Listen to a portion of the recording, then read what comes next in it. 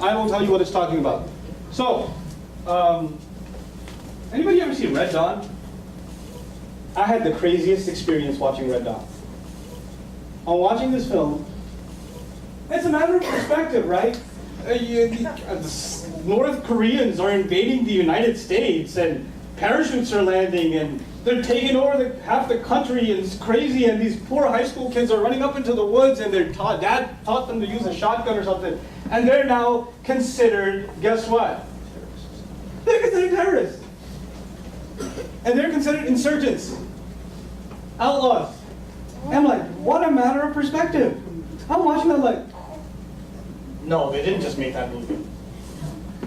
I mean, it's just a matter of who's wearing what flag. You see what I'm saying? Perspective changes everything. Now, the thing of it is, in the Islamic tradition, the Prophet, peace be upon him, peacefully started a call to Islam in a city called Mecca at the age of 40. Invited people to this religion, started reciting the revelation that was coming to him. Some people accepted it, most people didn't. People got more and more offended as he continued to recite it. So there were attempts on his life. Then there were attempts on the lives of people who followed his faith. It got to the point where they couldn't live there anymore. So they had to actually secretly escape to another city, leaving behind their businesses, their homes, their families, in some cases. Some people were killed, tortured to death, while not fighting back. They make it to another city where they were welcomed. Most people did accept the faith there. A sort of conglomerate government was formed with the cooperation of Christian and Jewish communities. Medinan society was formed. And then they started preparing for battle with the city they ran away from. Now, from a political science perspective, they have every right to fight the city that expelled them because what's there? Their homes. They were kicked out of their home for no reason. They were the ones aggressed against for no crime that they committed of their own except for believing. Nobody should be oppressed for what they believe, no matter what it is. Now, this is a universal thing. It's not just an Islam thing. So they're in every right. If the United Nations was back then, they would be okay with it. They would be okay with it. Now this war starts, and it's going on, and it happens. There's several battles that take place, and eventually the Muslims win. And how do they win? They actually peacefully march into the city of Mecca with 100,000. They're overwhelmed by the numbers, and they walk in and they don't kill it. They actually pray, and everybody just drops their arms like there's too many of these guys. And then the Prophet gathers all of the enemies, all the chief enemies that were in battle just a year before, 2 years before, they were out for blood. He gathers all of them and says, I will say to you what Joseph said to his brothers. There's no harm coming on you today.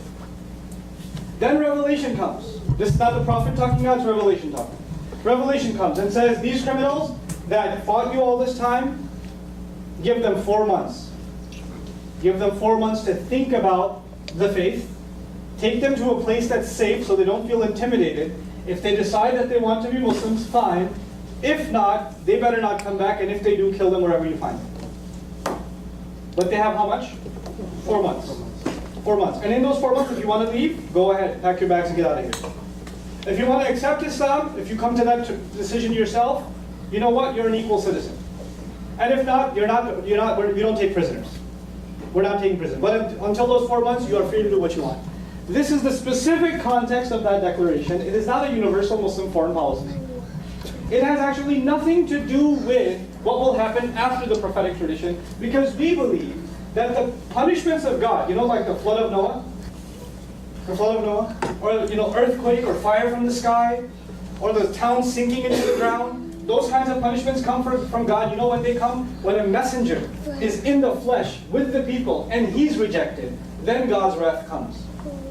When a messenger is not there, those kinds of unique punishments don't come on the people where they're annihilated. It's only at the final rejection of a messenger. And by the way, let me add something else. When the flood water reaches up to here, in the case of Noah, right? The only thing above water is the nose now. Does God hit the pause button and say, you learned your lesson now? I'm going to take the water back down. You watch it this time. Does that happen? Does the fire rain from the sky, and right before it hits the guy on the top of the head, it stops? Does it ever happen? Once it starts, you can't stop it. This is God's tradition in previous nations. This is true of Islamic tradition and the same stories that are mentioned in the Bible. This is what we believe.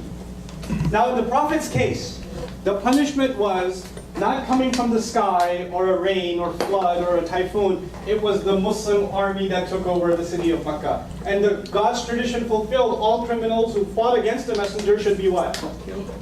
Killed. But the pause button is pressed until 4 months. The pause button was never pressed before. It's 4 months. Think about it. If you want to leave, move to Rome, go ahead. Move somewhere else, go ahead. Otherwise, you will face God's wrath, which has been coming from previous prophets too. And this is a messenger, and God does not forgive those who violate his messenger's causes. Those who have been ardent criminals. It's up to you. Then a guy came up to the Prophet and said, I don't know where you've been. I was in my house when you were preaching. I never came outside. I never even knew who you were until you just took over Mecca. What about me? So anyway, he says, what about me? I didn't do anything. I didn't fight you guys. You know?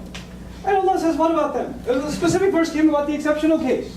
Listen, I was talking about warring combatants, and I gave them those 4 months. If one of the other comes, what do? وَإِنْ أَحَدٌ مِّنَ الْمُشْرِكِينَ اسْتَجَارَكَ فَأَجِرْهُ حَتَّى يَسْمَعَ كَلَامَ اللَّهِ ثُمَّ أَبْلِغْهُ مَأْمَنًا ذَلِكَ بِأَنَّهُمْ قَوْمٌ لَا يَعْلَمُونَ.